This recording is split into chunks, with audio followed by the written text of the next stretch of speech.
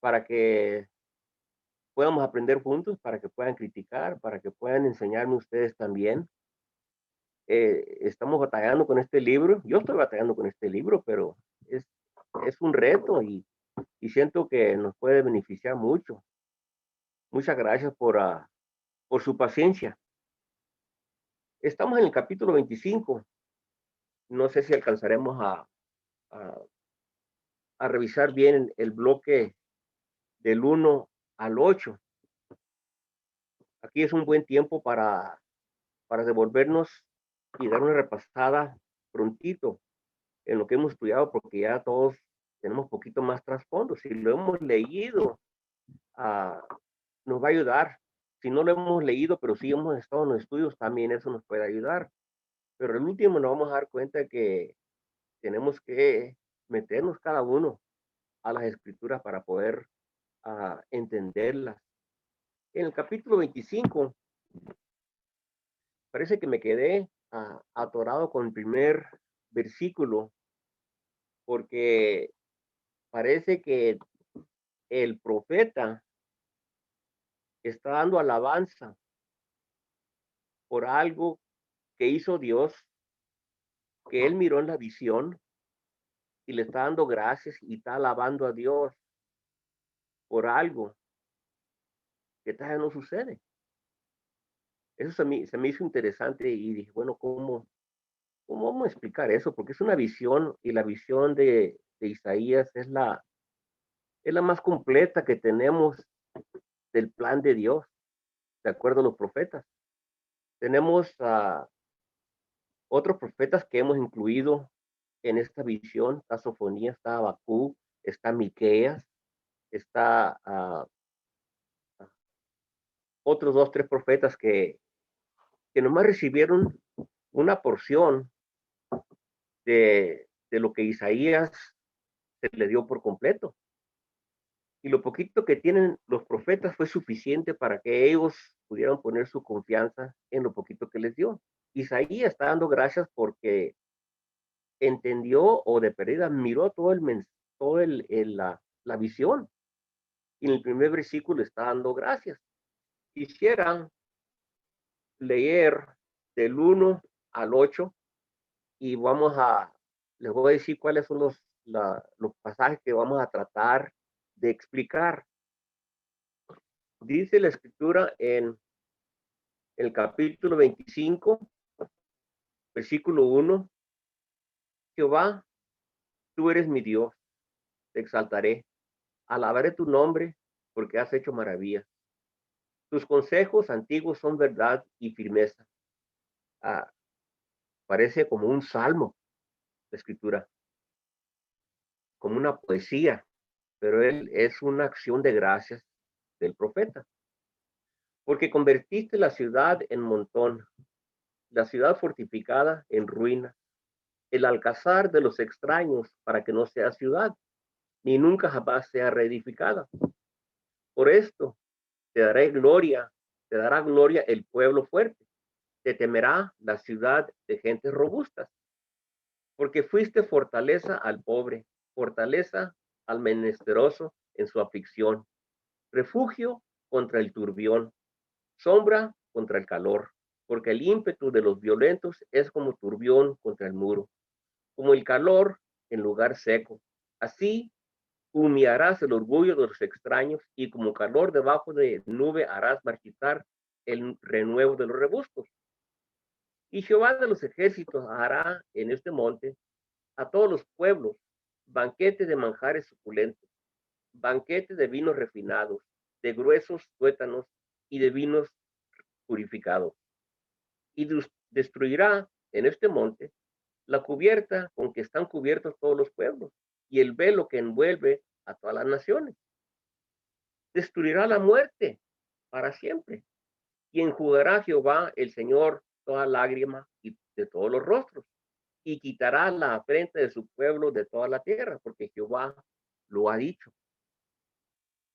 Ese último versículo,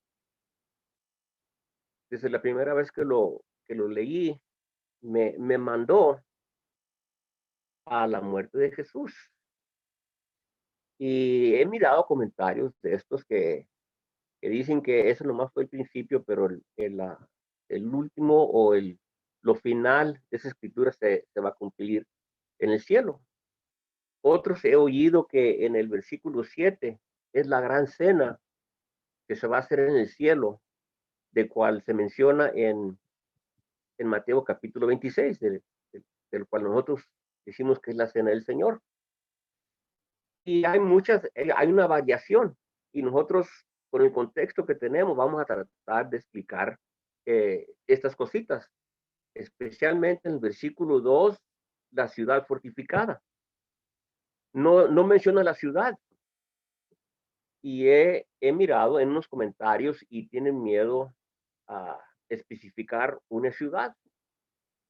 Y yo pienso que es una ciudad que sí conocemos nosotros. Y si no hacemos una decisión o si no hago una decisión de mencionar esta ciudad, como que no completo la explicación.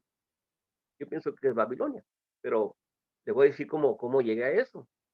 Y luego el banquete de manjares, versículo 6, y luego este monte, no menciona cuál es el monte, pero nosotros ya tenemos trasfondo desde el capítulo 2, cómo usa la palabra monte para mencionar que son reinos, son ciudades grandes, ciudades conocidas.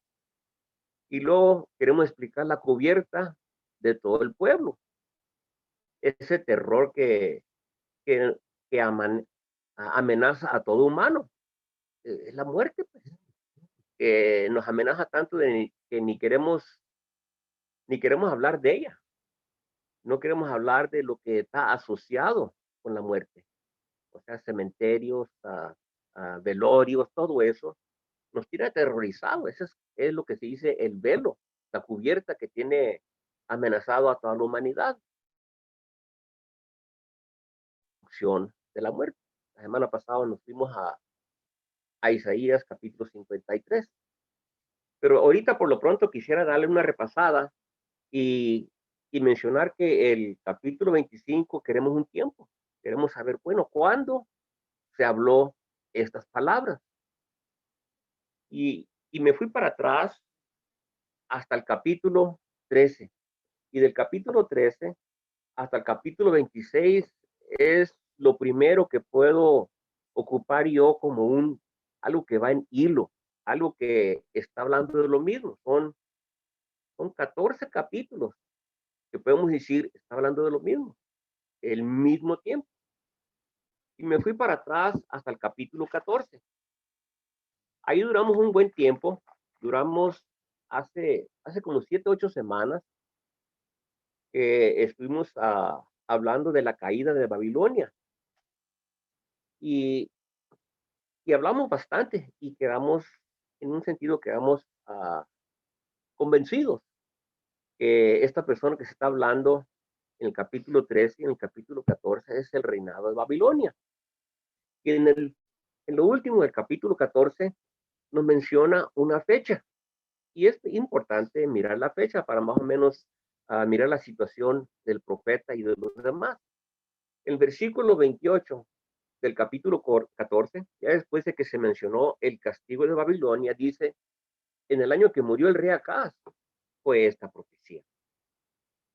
Y pues yo llego a la conclusión que la profecía no nomás es de la caída de Babilonia, sino que de la caída de los demás que van a seguir en los siguientes capítulos hasta el versículo 24. Hablamos de la caída de Babilonia y luego hablamos de la caída de Moab, que nos entretuvimos un poquito, pero ya de las demás naciones que vienen siendo Siria, Etiopía, Egipto y Duma, todas las demás naciones, los pueblos que están alrededor, está hablando de lo mismo.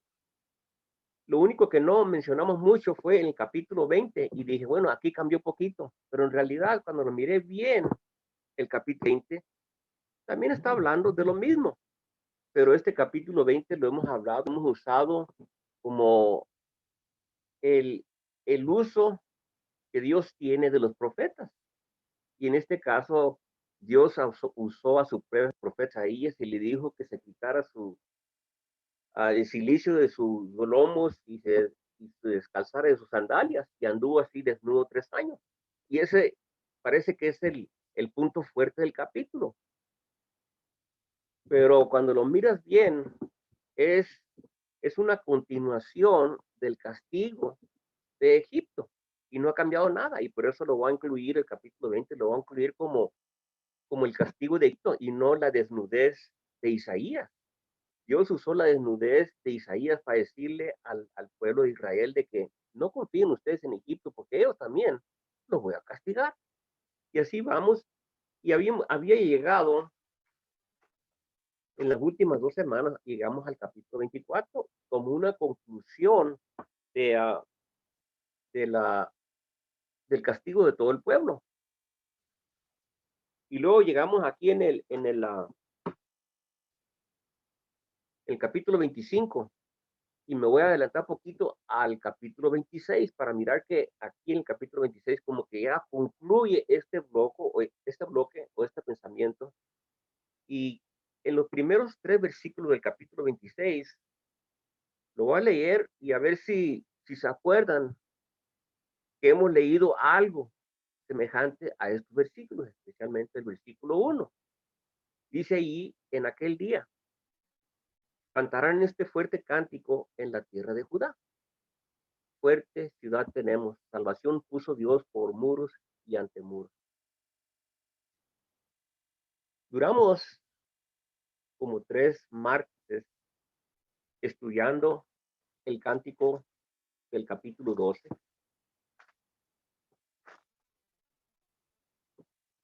Y eso nos va a ayudar para hacer un contexto. El capítulo 12, versículo 1, dice allí, en aquel día, así como el capítulo 26, 1, en aquel día cantarán este cántico en la tierra de Judá. ¿Dónde se va a cantar? En tierra de Judá. Aquí se va a cantar en el mismo lugar. Dice ahí, en aquel día dirás, cantaré a ti, oh Jehová, pues aunque te enojaste contra mí, tu indignación se apartó y me has consolado. ¿Quién es el que está cantando? Es Jerusalén. Está saliendo la voz de Jerusalén porque ha sido reconstruida, ha sido consolada. Acá, en el capítulo 26, es la misma situación. Dice ahí, abrid las puertas y entrará la gente justa, guardadora de verdades. Es la gente que va a venir después de que Dios los castigó porque dijo, se enojó conmigo, pero te has consolado conmigo. Bueno, ya pasaron los 70 años, ya Dios se está consolando y hay que abrir pues esta gente que viene del cautiverio. Entonces, el tiempo es 70 años después.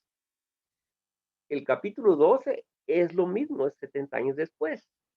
La cosa es que cuando se termina el capítulo 12, como que Isaías está diciendo, antes de que suceda esto, tiene que caer el castigador. Y por eso empieza en el capítulo 13 y 14, empieza con Babilonia. Pero Babilonia tiene que conquistar todos estos países, todos estos pueblos. Pues, ¿cuáles son los pueblos? Y menciona los más inmediatos. En el capítulo 24, como que dice, y no nomás ellos, va a castigar a todo el mundo, va a castigar a todo el mundo. Y luego llegamos al capítulo 25. Pero antes de eso, quisiera ir a Abacú en este momento, porque a Abacú parece que nomás se le reveló lo peorcito de, de la visión de Isaías, de la visión de Dios. Se le reveló poquito.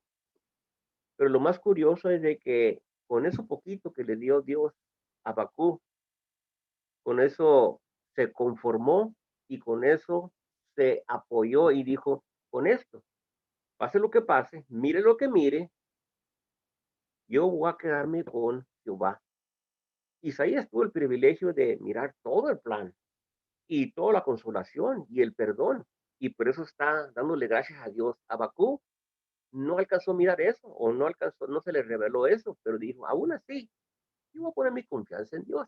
Y es importante de que Abacú es el que nos dice, mi justo vivirá por la fe, que es la escritura que usa Pablo en Gálatas, lo usa en Romanos y lo usan también en Hebreos, el misma escritura, pues, haciendo un punto de que no se preocupen, Dios cumple y podemos poner nuestra fe completa en Él. Eso está en el Nuevo Testamento, que sí nos aplica a nosotros, pero cuando lo leemos en Habacuc, como que es nomás para ellos.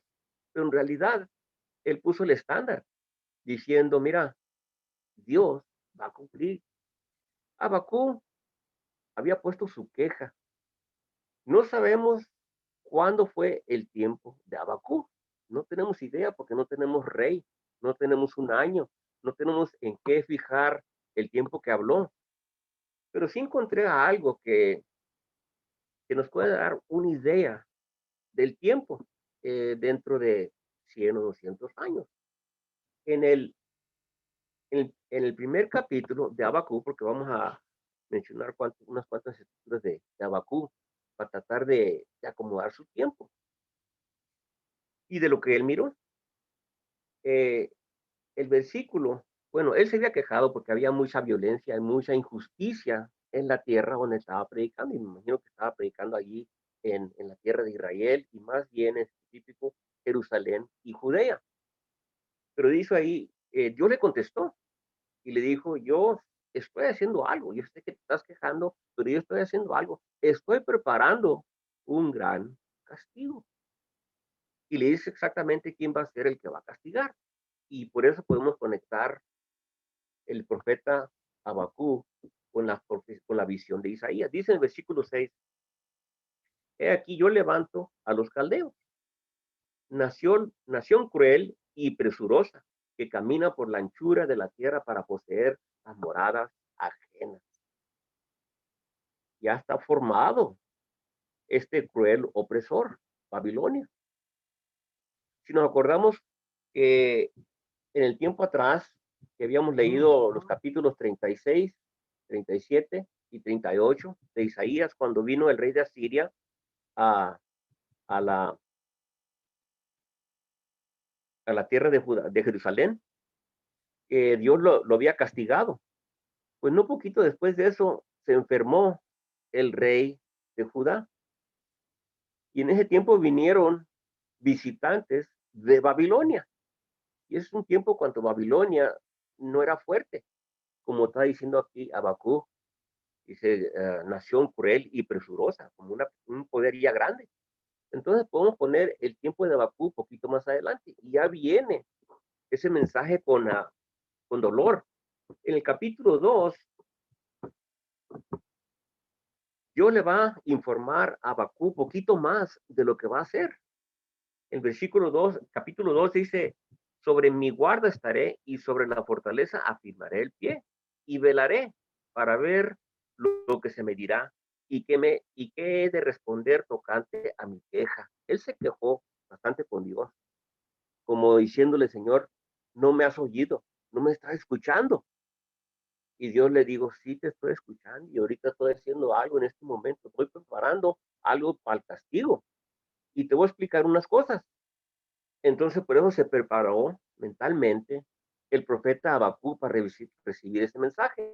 Entonces, le dijo en versículo 2, y Jehová me respondió y dijo, escribe la visión, declárala en tabla, para que corra el que leyere en ella.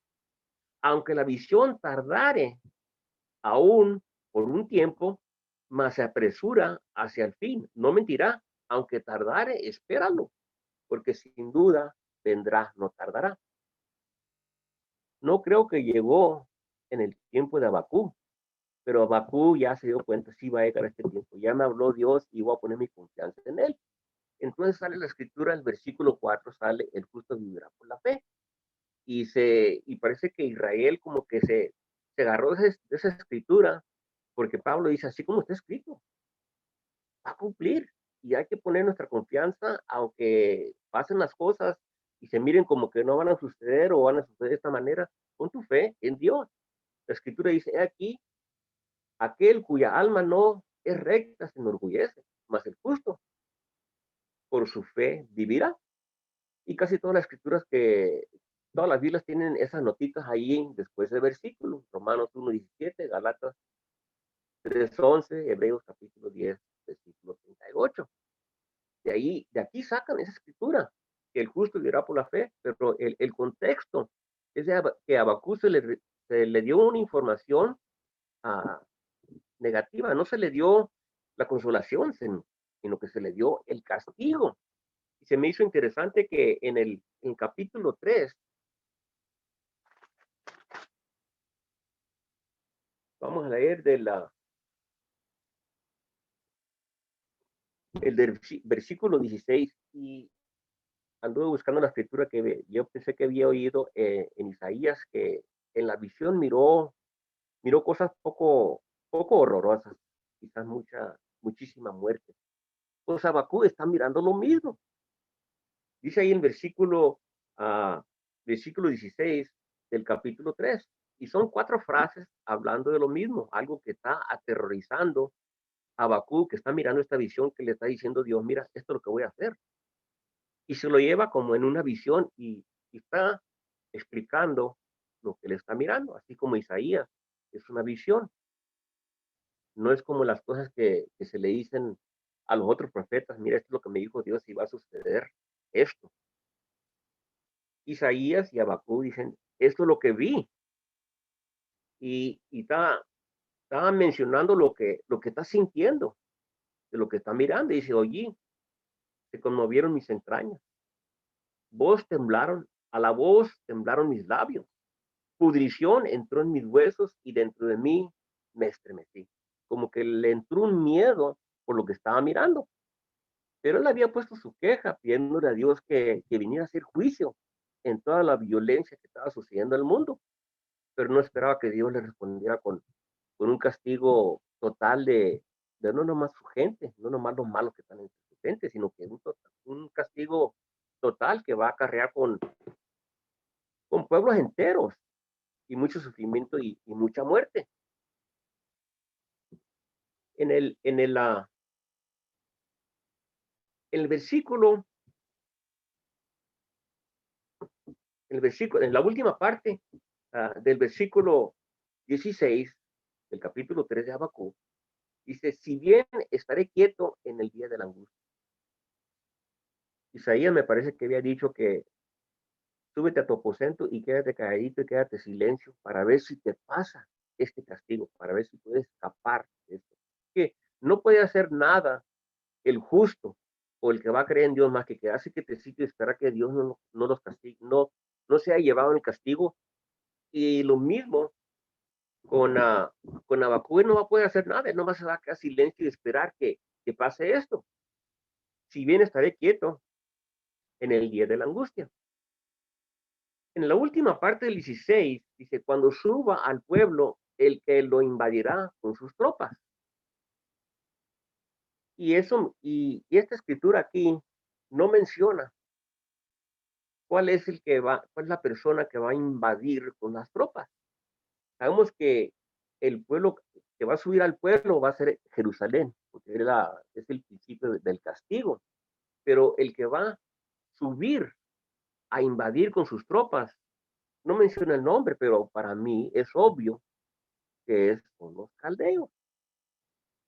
Y es lo que me inquieta poquito de los comentaristas que tienen miedo mencionar en el capítulo que estamos estudiando, el capítulo 25, que esta ciudad fortificada no quiere decir que es Babilonia. Y para mí, pues, yo tengo que decir lo que yo pienso que es Babilonia para poder completar y entender la visión por completo. De todos modos, la decisión que hizo Habacuc en el versículo 17 está impresionante, porque él no parece que se le anunció la consolación como se le anunció a Isaías. Él se anunció puro mal. Él va a mirar cosas feas, no alcanza a mirar que ellos regresan, no alcanza a mirar la playa del Carmelo, los astos, los animales. Lo que va a mirar va a ser todo lo contrario. Pero él ya sí decidió su fe. Aunque mire de lo peor, yo no voy a dejar a mi Dios. Y eso es lo importante que ellos se mantuvieron fieles, especialmente los profetas, se mantuvieron fieles a pesar de todo lo que estaba sucediendo alrededor de ellos, que era negativo y feo, horroroso. Dice, aunque la higuera no florezca. El contexto es de que va a quedar la tierra desolada y lo que miraba antes, porque llega el tiempo de marzo a abril, que empiezan a florecer todos los árboles frutales, empieza a brotar la viña, empieza, ya se va a dar el trigo. Es una belleza que miran. Pues ahora van a mirar lo contrario. Árboles secos, árboles quemados. Sí, pero aunque yo mire eso, él ya tiene una decisión de fe. Va a haber algo bueno que va a salir de esto. No me lo ha mostrado Dios, se lo mostró a Isaías. Aunque la higuera no florezca, ni las vides haya fruto, aunque falte el producto del olivo, los labrados no den mantenimiento, las ovejas sean quitadas de la majada, no haya vacas en los corrales. Todo eso es lo contrario de la belleza que está impuesto a mirar. Yo ahorita es un tiempo bien hermoso aquí. ah, Está empezando a florecer todo y caminar en el campo es una belleza. Este hermano iba a caminar por Judea y Jerusalén y ¿qué es lo que va a mirar? Los árboles secos, porque Dios ya no está dando la lluvia, porque lo que mencionó en la parábola del capítulo 5 es, le voy a quitar el agua, va a quedar todo desolado, se va a sacar todo, es una cosa horrorosa mirar, si estás impuesto a mirar en lo bonito de la tierra, y vas a llegar a la conclusión de que Dios está airado con nosotros. Pero yo no voy a rendirme, yo no voy a perder mi fe.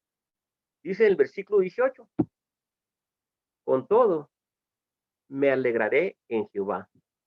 Y nosotros quizás que no tenemos suficiente fe, vamos a decir, no, ese no es tiempo para alegrarte, ese no es tiempo para gozar. Pero si se está cumpliendo la palabra de Dios, aunque es castigo, aunque está enojado, es Dios trabajando en medio de los hombres. Y está cumpliendo lo que él estaba pidiendo, Señor, quisiéramos justicia. No le podemos decir, pero no tanto así, ¿no? Pues Dios viene con una justicia completa. Y todo lo que está hablando Isaías en su visión es de que Dios va a castigar, pero Dios va a consolar. Ahora en el capítulo 25, empezando desde el versículo 1, yo quiero poner allí para que me haga sentido, para poder sentir que estoy entendiendo estos símbolos. Y no es un símbolo. Dice allí, el versículo 2 del capítulo 25 de Isaías, él está alabando a Dios porque ha convertido esta ciudad, que es la ciudad castigadora, es, es Babilonia. Ha convertido esta ciudad uh, fortificada, castigadora, la va a convertir en ruina. Y uno dice, bueno, ¿cómo llegas a esa conclusión de que esta ciudad fortificada es Babilonia? Bueno, aquí nomás caben 4 otras ciudades que estaban fortificadas que quedan en contexto. Tenemos Jerusalén, tenemos la última ciudad fortificada que se mencionó en el capítulo 23, que es Tiro, tenemos a Babilonia y tenemos la ciudad de Nínive. La ciudad de Nínive ya fue conquistada por Babilonia, entonces en este contexto no llega aquí. Hablamos de Jerusalén y ya miramos que la escritura dice que yo voy a castigar a Jerusalén, pero la voy a reedificar. Tiro también la voy a castigar y voy a destruir su ciudad fortificada, pero va a ser reconstruida. Y en el capítulo 13 y 14 hablamos de que de Babilonia no va a quedar nada. Entonces, yo pongo esta ciudad fortificada que es Babilonia. Dice ahí, porque convertiste la ciudad en montón. No le está dando no le está dando gusto que Dios está destruyendo a gente, sino que le da gusto a, al profeta o a la persona que va a estar mirando esto, que va a ser destruido Babilonia, porque le está ayudando a la gente que él tiene cautivos allá. Y por eso yo pienso que es Babilonia. Y esa es la manera que hemos llegado con el trasfondo que tenemos del capítulo 13 y 14, que se va a levantar este poder tan grande que van a quedar asombrados los otros reinos cuando caiga ese rey de Babilonia. Pero lo va a hacer para librar a su gente. En el último del versículo 2 dice, para que no sea ciudad, ni nunca más sea reedificado. Ahí uno, con ese contexto, dice, bueno, es Babilonia. Ya habíamos hallado en el capítulo 13 y 14 que va a ser lugar para avestruces, la ciudad de Babilonia. Pero Jerusalén también va a quedar así, desolada, pero va a ser reconstruida de la misma manera Tiro. Entonces, no hay, no creo que hay problema en usar Babilonia en el contexto del versículo 2.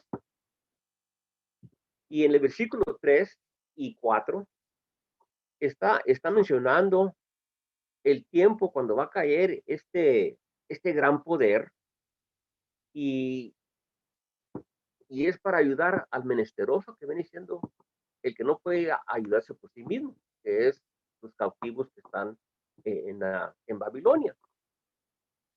Dice, por esta razón que cayó Babilonia, porque tenía que caer Babilonia para que pudiera entrar otro que iba a dejar a su pueblo ir. Y eso se habla en, la, en el primero de Esdras y luego se habla en la última de la segunda de Crónicas y también se habla en Isaías capítulo 45 de lo que va a suceder. Tenía que caer Babilonia para que entrara otro, para poder soltar a su gente, para poder venirse para atrás a su pueblo. Y te dará gloria el pueblo fuerte, te temerá la ciudad de gente robusta. Van a reconocer que ese es el Dios que hizo esto, el Dios de esa gente que tenemos cautivos. Porque fuiste fortaleza al pobre. Ese pobre es Israel, cautivo, que no puede por sí mismo, no se puede salir. Fortaleza al menesteroso en su aflicción, refugio contra el turbión, sombra contra el calor. Se va a reconciliar y por eso llegaron, cuando fueron reconciliados, tenían toda la razón para cantar un cántico de alegría a su Dios. Y el que está cantando es el pueblo de Israel, mencionado en Jerusalén.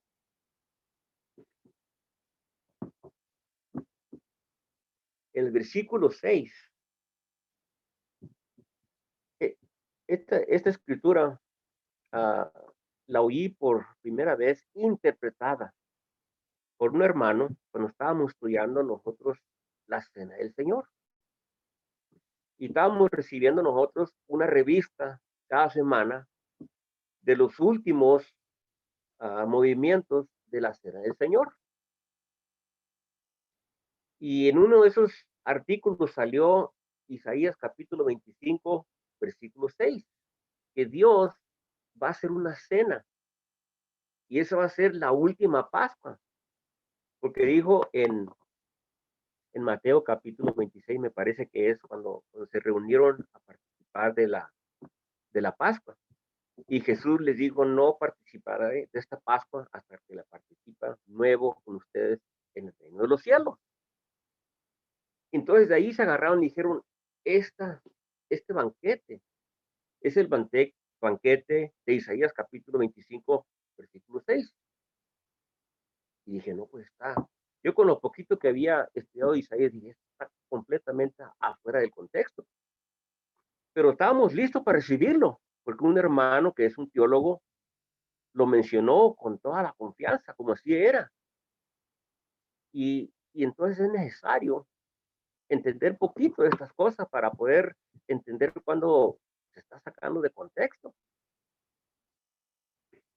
Cuando dice ahí que va de los ejércitos hará en este monte, el contexto nos está hablando que dónde va a ser este banquete, sea simbólico o sea una comida literalmente, se va a hacer en este monte.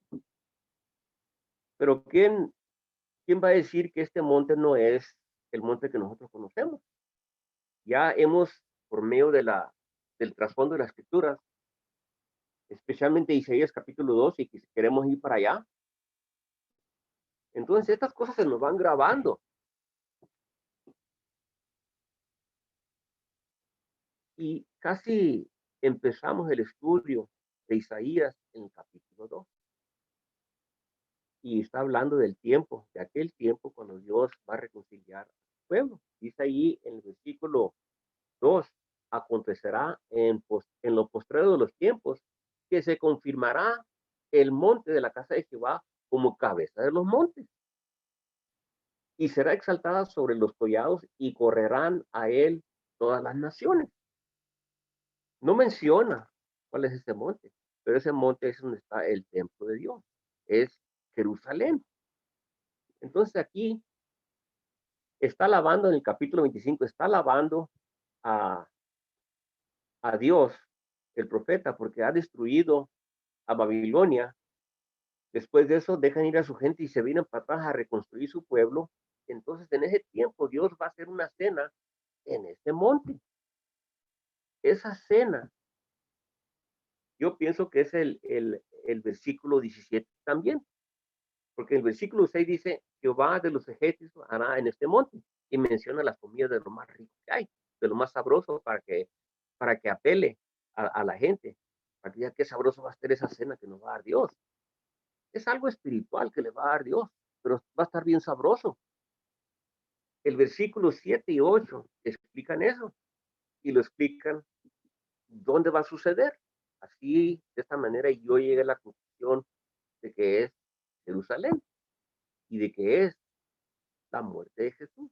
Esa cena es la muerte de Jesús. Es lo que estoy pensando yo. Yo sé que es un comentario nada más, pero lo que yo he llegado a este comentario por medio de lo que está sucediendo, por medio del perdón, por medio del local donde va a suceder esto, para que puedan poner su esperanza en eso. Dice ahí, destruirá en este monte la cubierta con que están cubiertas todos los pueblos. Eso nomás es algo simbólico. El velo que envuelve a todas las naciones. Quisiéramos que dijera, destruir en este monte la cubierta, o sea, lo que nosotros tememos más, que es la muerte. Pero lo dice de una manera que sí se puede entender, es algo que afecta a todos los pueblos y que nos tiene apagados y que nos tiene uh, atormentados, porque todos tenemos que pasar por este velo, por esta cubierta. Pero le da una explicación.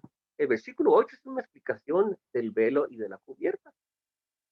Y lo dice ahí claramente, destruirá la muerte.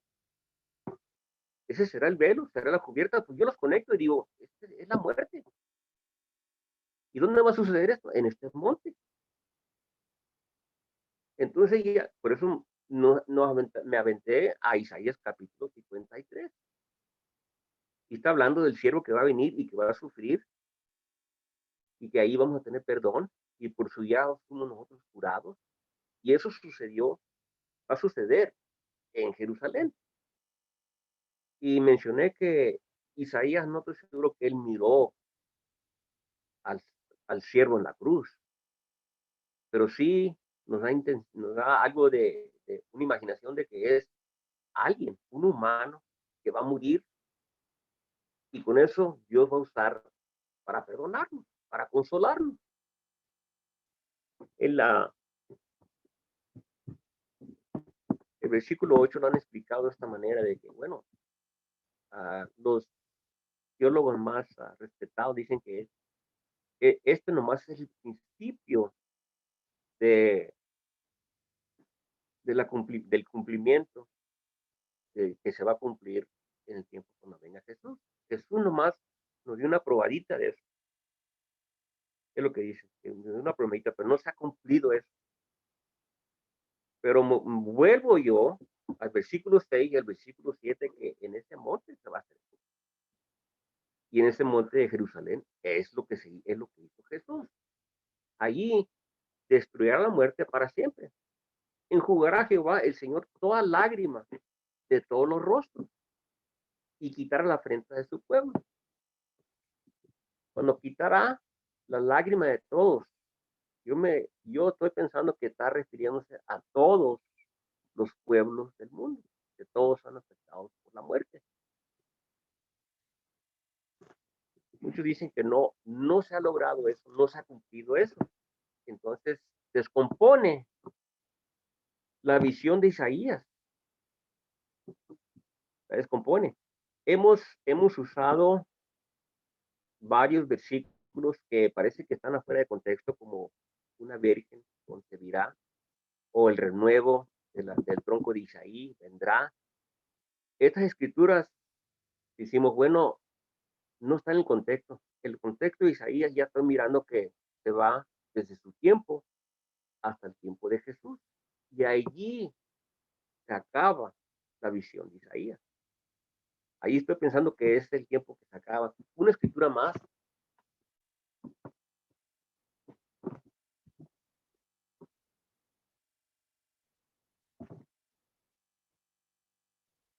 El versículo 5 de Hebreos capítulo 2, y sí estoy pensando que está hablando de la conquista y del conquistador, del destruidor de la muerte. Y esa persona es Jesús en su propio contexto. Está hablando del humano, pero luego dice, pero hay un humano que sí hizo esto. Vamos a leer nada más hasta el versículo 9 para terminar esta parte y luego podemos seguir la semana que entra si Dios quiere. Dice ahí, porque no sujetó a los ángeles el mundo venidero, acerca del cual estamos hablando. Pero alguien testificó de cierto lugar diciendo, este es David, él testificó. ¿Qué es el hombre para que te acuerdes de él? Es David que en inspiración le está dando gracias a Dios que ha considerado el estado del hombre, ha considerado al hombre, y le está dando alabanza, o el Hijo del Hombre para que lo visites. Lo hiciste menor que los ángeles, y lo coronaste con gloria y honra, te pusiste sobre todas las cosas, sobre las obras de sus manos, todos los sujetaste bajo sus pies. Eso se le dio a Adán.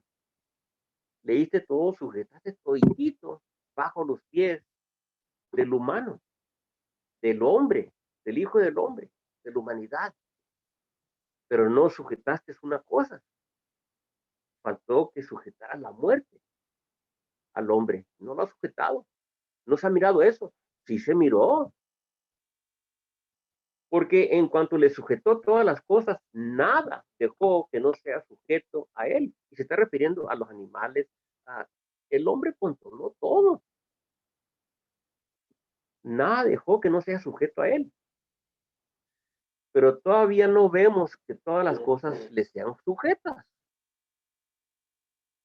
No miramos que Dios, que el hombre conquiste la muerte. No hemos visto eso.